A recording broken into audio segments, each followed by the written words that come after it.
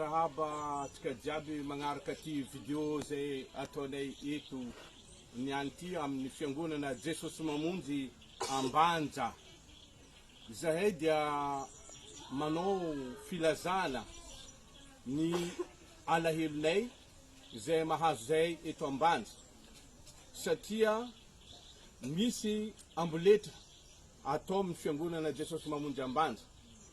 ka ny pasteur Jeannot zegny nahafiky teny Raymond eto Ambanja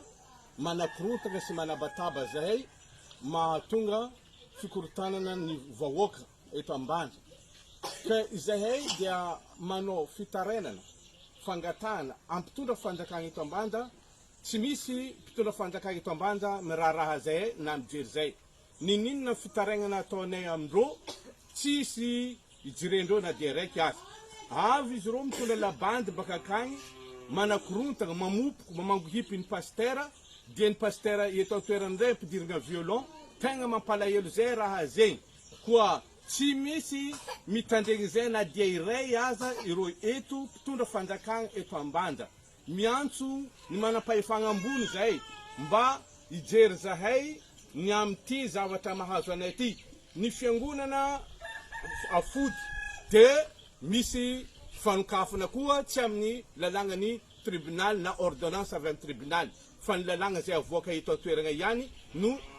anokafana azy ka zavatra hafahafa ohatra ny fanerena tery manta no atao aminay eto mampalahelo zay raha zegny ka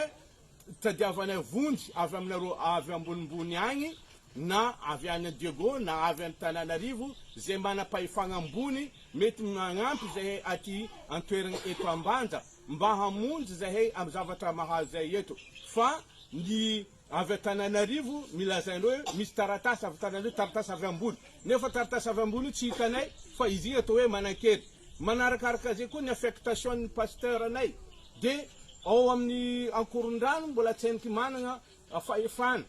amindra toerana ny pasteur de naboaka zany affectation zany nefa de tsy ekenay ny amindragna toerana izy ary efa tsy nekenay amindragna toerana izy de namoaka lalàgna koa izy reo hoe roagnina tsy ho pasteur an Jesosy Mamonjy izy nefa ny BCP de fa nifoanany fanjakana misy ordonnance nataon'ny fanjakana magnafoana ny BCP ny ankorondrano tsy manankery ke noho zegny io lalàgna tsy manankery io no raisin'ny fanjakana eto toerana to manankery ary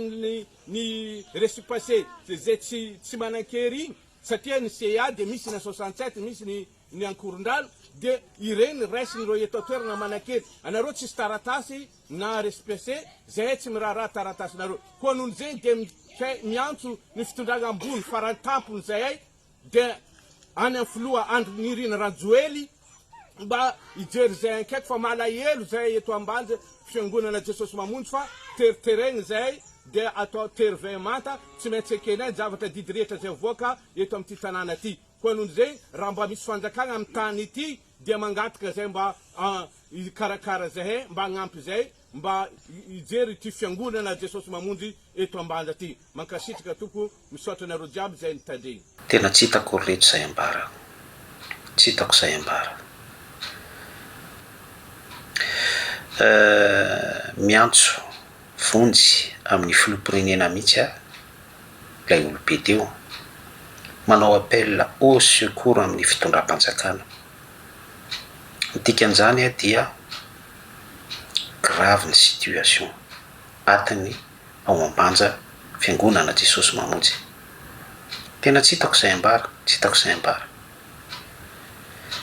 ny any zavatra mba